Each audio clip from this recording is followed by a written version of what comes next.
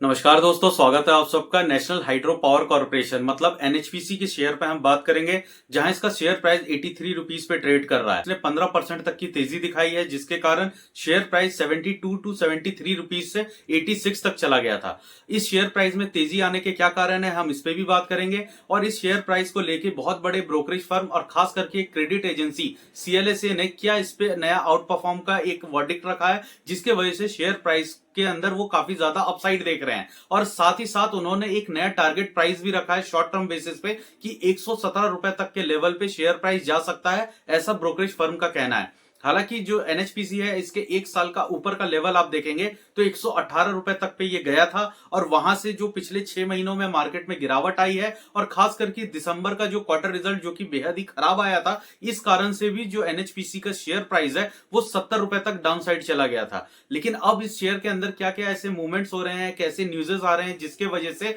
Share price में एक अच्छी खासी तेजी देखने भी मिली है, और आगे आने वाले समय में क्या इसमें और तेजी बन सकती है कि नहीं, इन चीजों पे हम बात करेंगे। जैसा कि आप अगर ये वीडियो देख रहे हैं तो आपको पता ही है कि फाइनेंशियल ईयर 2024 का जो क्लोजिंग है वो होने वाला है 31 मार्च को। इस क्लोजिंग के बाद शेयर प्राइस में आप एक मूवमेंट ये देख सकते हैं कि आने वाले कुछ ही दिनों में, अप्रैल के मिड तक में, जो जनवरी से लेके मार्च के बीच में ये जो 3 महीने का क्वार्टर है, जो कि क्वार्टर 4 कहलाएगा, 2024 का जो एंडिंग ईयर है उसके हिसाब से, तो क्वार्टर 4 का रिजल्ट भी आने वाला है अप्रैल में। और अगर हम पिछले 2 क्वार्टर रिजल्ट्स की बात करें तो जो दिसंबर का क्वार्टर रिजल्ट है वो 330 करोड़ के नेट प्रॉफिट के साथ आया, जो कि काफी ज्यादा कम है, जबकि ये कंपनी हर क्वार्टर में 1000 करोड़ के आसपास का नेट प्रॉफिट दर्ज करती है। अब प्रॉब्लम ये आ सकती है कि आने वाले समय में जब शेयर प्राइस में तेजी होगी, बहुत सारे रिटेल इन्वेस्टर पावर कंपनी में अच्छा खासा सोच करके इन्वेस्ट करेंगे, तभी इसका क्वार्टर रिजल्ट आएगा। और पिछले क्वार्टर के हिसाब से अगर हम चलें तो अगर अप्रॉक्स हम लेते हैं कि उससे भी बेटर रिजल्ट आता है, 400 500 600 करोड़ का भी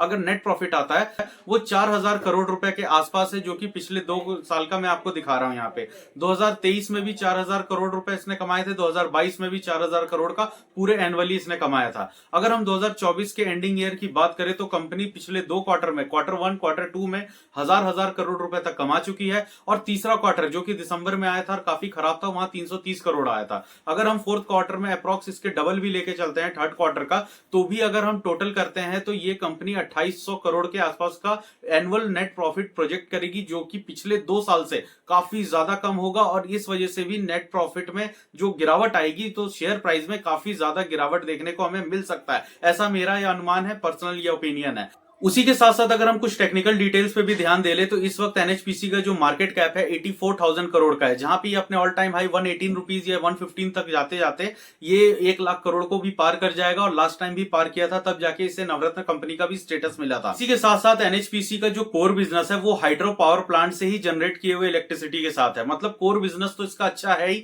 साथ ही साथ इसको अब रिन्यूएबल एनर्जी के और भी सोर्सेस को पकड़ने के लिए, जैसे सौर ऊर्जा मतलब सोलर प्लांट्स की तरफ भी ये काफी ज्यादा अग्रसर हो रही है। सोलर में अपना जो बिजनेस है उसको काफी ज्यादा डाइवर्सिफाई करने के लिए पिछले 1.5 सालों में कंपनी ने काफी ज्यादा अलग अलग कदम उठाए, और बहुत सारे स्टेट गवर्नमेंट के साथ बहुत सारे एमओयू साइन हुए हैं। अगर डिविडेंड के पिछले 2 साल की हिस्ट्री हम देखें तो कंपनी फरवरी के आसपास 1 रुपए 40 पैसे देती है, और अगस्त के आसपास 50 पैसे के आसपास देती है। मतलब पूरे साल में कंपनी 1 रुपए 90 पैसा या 1 रुपए 95 पैसे तक के आसपास का डिविडेंड देती है, जो कि करंट प्राइस के हिसाब से अगर परसेंटेज में देखेंगे तो 2.5 से 3.25% तक का है, जो कि एक डिसेंट है। नवरत्न कंपनी के हिसाब से, सरकारी पीएसयू कंपनी के हिसाब से काफी ज्यादा अच्छा है। जो शेयर होल्डिंग है, जिसमें गवर्नमेंट की सबसे बड़ी हिस्सेदारी है, 68% के हिस्से के साथ गवर्नमेंट यहाँ पे मेजोरिटी स्टेक रखती है, जहां पे गवर्नमेंट के पास 750 करोड़ से ज्यादा के इक्विटी अप्रॉक्स में मैं बता रहा हूं ये गवर्नमेंट के पास है, और बाकी की जितनी इक्विटी है 25% के आसपास वो मार्केट में ट्रेड के लिए है। एलआईसी के पास भी 3 से 3.5% तक की इसकी हिस्सेदारी है। हालांकि ये जो ब्रोकरेज फर्म है ये इंडिया का नहीं है, ये बाहर हांगकांग से बिलोंग करता है, और बाहर की क्रेडिट एजेंसियां अगर हमारे देश के पीएसयू कंपनी को अगर एक आउट परफॉर्म की रेटिंग दे रही है तो उन्होंने काफी बड़ी इस पे रिसर्च भी की है। अब यहाँ पे उनका ये कहना है कि आने वाले दिन में अप्रैल के एंड तक में जो एनएचपीसी है हिमाचल प्रदेश में अपने जो पार्वती 2 के नाम से हाइड्रो प्रोजेक्ट है उसे लॉन्च करेगी, और उसे लॉन्च करने के साथ ही जो एनएचपीसी की कुल कैपेसिटी है पावर इलेक्ट्रिसिटी जनरेट करने में, उसमें 11.5% तक की वृद्धि हो सकती है, वो बढ़ सकता है, जिसके वजह से एनएचपीसी की जो टोटल कैपेसिटी है वो काफी ज्यादा हो जाएगी। तो इस वजह से भी इनका जो रेवेन्यू सोर्स ऑफ इनकम है वो काफी ज्यादा बढ़ेगा, जो कि आने वाले कुछ फाइनेंशियल ईयर्स में और कुछ क्वार्टर रिजल्ट्स में भी काफी अच्छे तरीके से रिफ्लेक्ट होगा। इसीलिए ये जो एजेंसी है जिस शेयर प्राइस की ये बात कर रही है, short term basis to long term में, मतलब 1 साल की अवधि में वो लोग अपना ये शेयर प्राइस का टारगेट देते हैं। साथ ही साथ ब्रोकरेज फर्म का ये भी कहना है कि एनएचपीसी का शेयर प्राइस पिछले 1 साल में कोई खास रिटर्न तो जरूर नहीं दे पाया, लेकिन पिछले 3 से 4 साल का अगर आप इसका चार्ट देखेंगे तो इसने मल्टीबैगर भी रिटर्न दिया है।